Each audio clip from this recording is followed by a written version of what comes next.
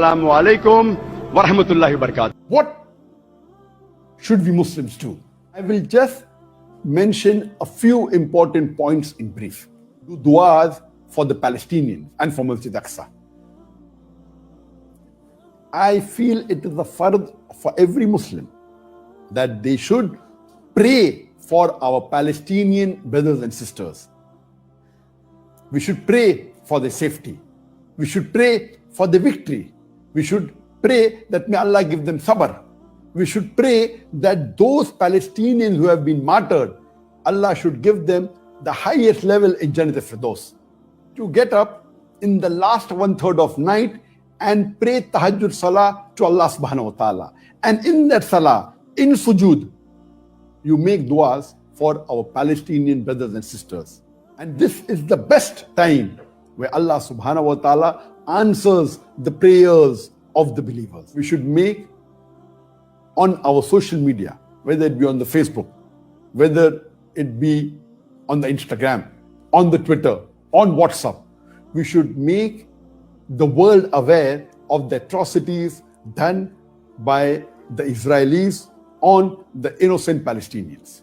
We should spread the literature, whether it be pamphlets, whether it be books, whether it be e-books, on this issue so that the world is aware of what is happening in Palestine.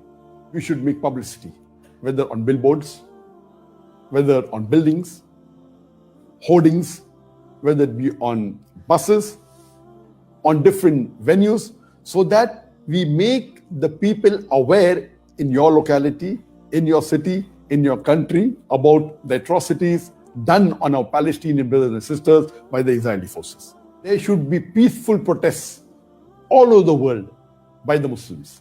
We Muslims as a whole throughout the world should boycott all Israeli products. We should boycott consuming all Israeli products. Surely the 25% of the world population, if we boycott 100% of the Israeli products, it will be surely a reminder to Israeli, and it will be a good lesson to them. We should contribute financially whatever we can. And as I've always said in many of my talks before, that when we contribute, see to it that you contribute besides your fard zakat that you have to give. See to it that you donate a percentage of your income, your monthly income, whether it be 10%, 20%, for a person who's earning $1,000 a month. If he donates. You were the first in your family to go to college, but why stop there? With a graduate degree from Walden, you could make a real difference. They're counting on you. So what are you waiting for? It's time.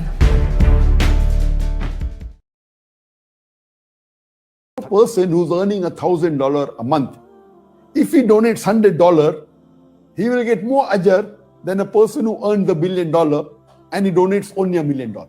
Because $1 million from $1 billion is 0.1%, where $100 from $1,000 is 10%. So the person who earns only $1,000 and donates $100 will get 100 times more thawab, more blessings, as compared to a person who earns $1 billion and donates only $1 million. So Allah will look at the percentage of what you have that you donate, not at the amount. So let us make a commitment that we donate a percentage of our income for the cause of Allah subhanahu wa ta'ala, and from this we allocate a share for the Palestinians. There should be diplomatic protest. See to it that the Muslims protest on a diplomatic level to the authorities. And if there are embassies or consulates in the country, see to it they give a diplomatic protest and a letter to the ambassador against the atrocities done by the Israeli government on the Palestinians. If the Muslims can get together and we have a trade boycott with Israel, a total trade boycott, see to it that all the Muslims in the world, Not only individually do we boycott the goods, all the Muslim countries today, there are 57 Muslim majority countries in the world. We have a trade boycott and should not in any way deal with any goods or in any way, whether diplomatic, with Israel. There are various hadith that the life of a believer is more sacred than the Kaaba. And imagine hundreds of Palestinian Muslims are being killed. And what are we doing? How can we join hands with the enemies? They are not just Muslims, they are Palestinian Muslims who are doing fard kifaya on behalf of the Muslim Ummah. How can we become friends with the killers of the Muslims in Palestine? I would like to congratulate Kuwait. There was the news recently that in Kuwait, in the parliament, one of the member of parliament, he said in the parliament, and he wants to pass a law, he wants to see to it that the Kuwait government passes a law that anyone who supports Israel, whether in reality or whether on social media, should be imprisoned for 10 years, along with a fine of 5,000 dinar, which is about more than $15,000. And I pray to Allah subhanahu wa ta'ala that may this law be passed in Kuwait soon. I know many people are afraid that Israel is supported by superpowers. We fail to realize that we have Allah with us. Allah supports us.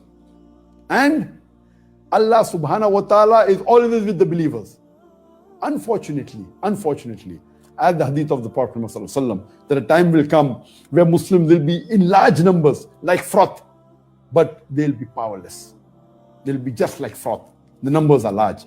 Another important point for all the Muslims in the world to unite, irrespective whichever thought you belong to, whichever school you belong to, whichever country you belong to, is the Palestinian cause. Because Masjid al-Aqsa is important to each and every Muslim in the world.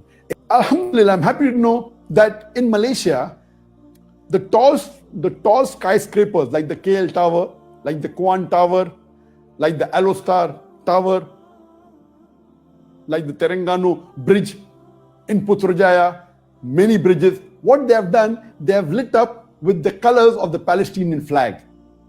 Green, red, white and black, in solidarity to the people of Palestine. Beloved Prophet Muhammad said that all the Muslims are like one body. If something happens to one part, all of it, the whole body is in fever. So I request